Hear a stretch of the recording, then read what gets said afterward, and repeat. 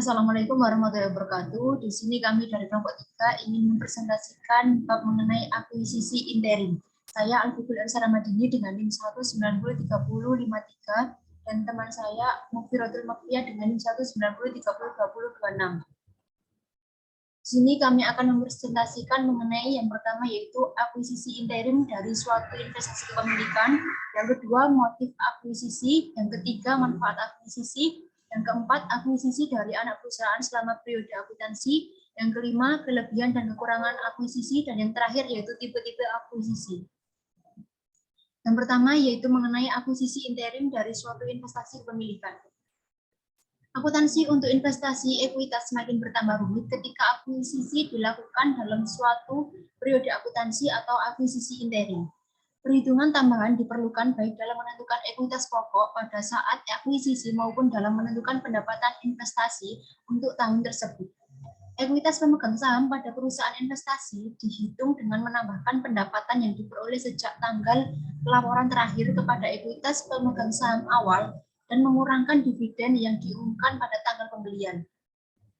Asumsi dasar yang digunakan pada akuntansi untuk akuisisi interim adalah bahwa pendapatan perusahaan investasi diperoleh secara proporsional sepanjang tahun, jika tidak ada bukti yang menyatakan sebaliknya.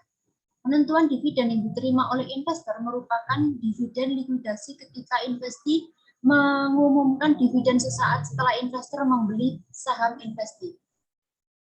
Yang kedua yaitu mengenai motif akuisisi. Yaitu yang pertama ada motif ekonomi, yang kedua ada motif diversifikasi, yang ketiga motif sinergi, dan yang keempat motif non-ekonomi. Untuk yang pertama motif ekonomi, esensi tujuan perusahaan dalam perspektif manajemen keuangan adalah seberapa besar perusahaan mampu menciptakan nilai atau value creation bagi perusahaan dan bagi pemegang saham. Yang kedua ada motif diversifikasi, untuk mendukung aktivitas bisnis dan operasi perusahaan untuk mengamankan posisi bersaing. Yang ketiga yaitu motif sinergi, merupakan nilai keseluruhan perusahaan setelah akuisisi yang lebih besar daripada penjumlahan nilai masing-masing perusahaan sebelum akuisisi. Dan yang terakhir yaitu motif non-ekonomi. Aktivitas akuisisi terkadang dilakukan bukan untuk kepentingan ekonomi saja, tetapi juga kepentingan bersifat non-ekonomi, seperti prestise dan ambisi. Motif non-ekonomi bisa berasal dari manajemen perusahaan dan pemilik perusahaan. Yang ketiga yaitu manfaat akuisisi. Ada 4 yaitu komplementaris, adalah penggabungan dua perusahaan sejenis atau lebih secara horizontal dapat menimbulkan sinergi dalam berbagai bentuk. Misalnya perluasan produk, transfer teknologi, sumber daya manusia yang tangguh, dan sebagainya. Yang kedua ada polling kekuatan. Perusahaan-perusahaan yang terlampau kecil untuk mempunyai fungsi-fungsi penting untuk perusahaannya, misalnya research dan development, akan lebih efektif jika bergabung dengan perusahaan lain yang memiliki fungsi tersebut. Yang ketiga yaitu mengurangi persaingan. Penggabungan usaha di antaranya perusahaan sejenis akan mengakibatkan adanya pemusatan pengendalian sehingga dapat mengurangi pesaing. Yang terakhir yaitu menyelamatkan perusahaan dari kebangkrutan. Bagi perusahaan yang kesulitan likuiditas dan terdesak oleh kreditor, keputusan akuisisi dengan perusahaan yang kuat akan menyelamatkan perusahaan dari kebangkrutan.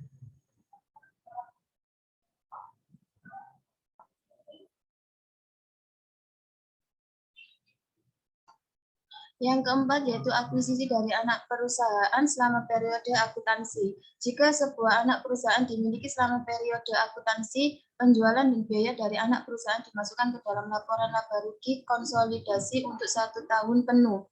Yang pertama ada penggabungan saham selama periode akuntansi. Yang pertama pendapatan atas penggabungan perusahaan dalam penggabungan saham dikonsolidasikan untuk 1 tahun penuh. Yang kedua, investasi pada penggabungan perusahaan dicatat seharga nilai bukunya di awal periode. Penyesuaian dilakukan terhadap dividen yang dibayar untuk penggabungan perusahaan induk atau penerbit. Dapat juga menerima penggabungan pendapatan pada tanggal terjadinya kombinasi. Yang ketiga, laporan keuangan periode terdahulu dinyatakan atau ditulis kembali yang memperlihatkan akibat dari penggabungan saham periode terdahulu yang dilaporkan. Yang keempat, penyajian laba ditahan konsolidasi dalam penggabungan periode harus menunjukkan sebuah rekonsiliasi dengan laba ditahan awal perusahaan induk. Yang kedua, perusahaan memperoleh pengendalian saham pada perusahaan lain. Yang pertama, jika sedikit akuisisi sebagian dibuat pada sebuah periode akuntansi, pre-acquisition income dan dividen-dividen ditentukan untuk masing-masing investasi. Yang kedua, pendapatan, dividen-dividen, dan amortisasi biaya perolehan berbeda-beda ditentukan untuk masing-masing investasi. Yang ketiga, pendapatan saham minoritas berdasarkan pada kepemilikan saham minoritas pada akhir tahun selama kepemilikan saham perusahaan induk tidak berkurang atau menurun. Yang ketiga, perusahaan induk menjual kepemilikan saham. Yang pertama, jika investasi diperoleh melalui akuisisi sebagian, saham-saham yang terjual harus diidentifikasi dengan akuisisi khusus. Yang kedua, pada awal periode penjualan saham seharga kelebihan nilai buku mengurangi buku investasi dan menimbulkan laba atas penjualan di mana keduanya adalah laba untuk perusahaan induk dan entitas konsolidasi. Yang ketiga, penjualan saham selama periode akuntansi bisa dicatat pada tanggal penjualan aktual atau dapat juga dicatat pada awal periode sesuai dengan kebijakan. Yang kelima, kelebihan dan kekurangan akuisisi. Untuk kelebihan yang pertama, akuisisi saham tidak memerlukan rapat pemegang saham dan suara pemegang saham, sehingga jika pemegang saham tidak menyukai tawaran bidding fee, mereka dapat menahan sahamnya dan tidak menjual kepada pihak bidding fee. Yang kedua, perusahaan yang mengakuisisi dapat berurusan langsung dengan pemegang saham perusahaan yang diakuisisi dengan melakukan tender offer, sehingga tidak diperlukan persetujuan manajemen perusahaan. Yang ketiga, akuisisi saham dapat digunakan untuk pengambil alihan perusahaan yang tidak bersahabat. Yang keempat, akuisisi aset memerlukan suara pemegang saham tetapi tidak memerlukan mayoritas suara pemegang saham. Kekurangan yang pertama, jika para pemegang saham minoritas yang tidak setuju terhadap pengambil alihan cukup banyak, maka akuisisi akan batal. Pada umumnya, anggaran dasar perusahaan menentukan paling sedikit 2/3 atau 67% suara setuju pada akuisisi agar akuisisi terjadi. Yang kedua, bila perusahaan pengakuisisi mengambil alih seluruh saham yang dibeli, maka terjadi merger. Yang ketiga, pada dasarnya pembelian setiap aset dalam akuisisi aset harus secara hukum dibalik nama sehingga menimbulkan biaya legal yang tinggi. Yang keenam, tipe-tipe akuisisi. Yang pertama, menurut jenis usahanya ada akuisisi horizontal. Akuisisi horizontal adalah akuisisi antara dua atau lebih perusahaan yang bergerak dalam industri yang sama. Yang kedua, akuisisi vertikal adalah integrasi yang melibatkan perusahaan-perusahaan yang bergerak dalam tahapan-tahapan proses produksi atau operasi.